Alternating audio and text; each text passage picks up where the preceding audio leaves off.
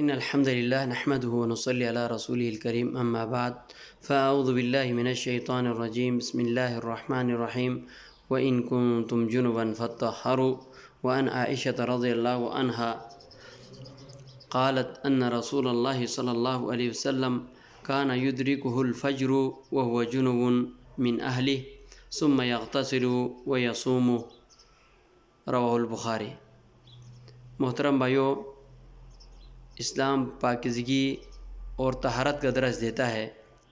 اللہ تبارک و تعالیٰ قرآن پاک میں ارشاد فرماتے ہیں وَإِن كُنتُمْ جُنُبًا فَطَهَّرُوا، اگر تم میں سے کوئی جنوبی ہو جائے، غسل واجب ہو جائے تو تم پاکیزگی حاصل کرو، غسل کرو، اپنے آپ کو پاک کرو۔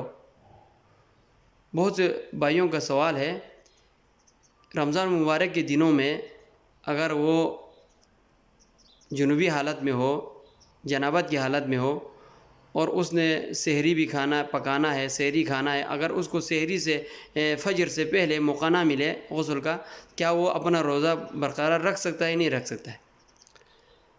اسلام طہارت کا درس دیتا ہے، خالص پاکیزگی کا درس دیتا ہے۔ اگر کوئی انسان جنوبی ہو جائے تو اس کو چاہیے کہ فوراً غسل کر لے، پاک کر لے۔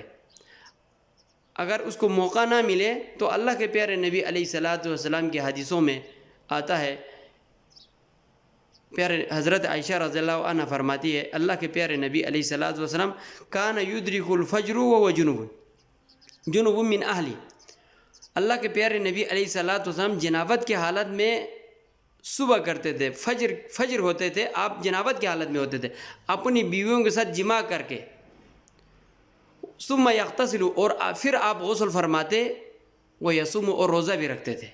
صحیح بخاری کی روایت ہے۔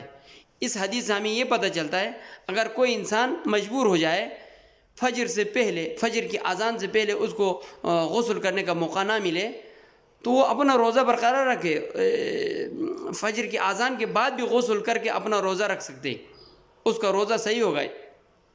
دوسرا سوال، کسی بھائی کا یہ سوال ہے کہ اگر کسی بندے کو رمضان مبارک میں دن میں احتلام ہو جائے تو کیا اس کا روزہ ٹوٹے گا؟ نہیں ٹوٹے گا۔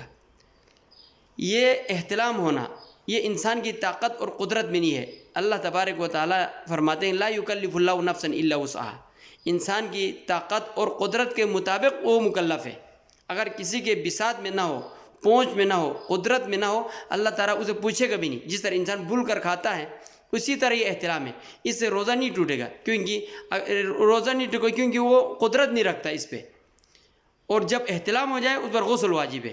حضرت ام سلیم رضی اللہ تعالیٰ عنہ فرماتی ہے، اللہ کے پیارے نبی علیہ الصلوۃ والسلام کے دربار میں حاضر ہوتی ہے اور اللہ کے پیارے نبی سے سوال کرتے ہیں، یا رسول اللہ ان اللہ لا یستحی من الحق، اے اللہ کے پیارے نبی، اللہ تبارک و تعالیٰ حق بات بیان کرنے سے شرماتے نہیں ہے۔ هل علی المرأة من غسل اذا ہی احتلمت، کیا عورت پر غسل واجب ہے جب اس کو احتلام ہو جائے؟ اللہ کے پیارے نبی علیہ السلام فرمایا نعم، ہاں اس پر واجب ہے، اس پر غسل واجب ہے جب وہ احتلام ہو جائے اس کو، لیکن شرط یہ ہے اذا رأت الماء، جب پانی نظر آئے، یعنی اس کا کوئی اخراج ہو، گیلا پن ہو، لیکن ایک آدمی کو ایسا خواب آ گیا لیکن کچھ نکلا نہیں تو اس پر غسل واجب نہیں ہے۔ یہ بھی صحیح بخاری کی روایت ہے، حدیث نمبر 282 نمبر حدیث ہے۔ اللہ تبارک و تعالیٰ سے دعا ہے کہ اللہ تبارک و تعالیٰ ہمیں اللہ کے پیارے نبی علیہ السلام کی سنت کے مطابق عمل کرنے کی توفیق دے۔ وآخر دعوانا ان الحمد للہ رب العالمین۔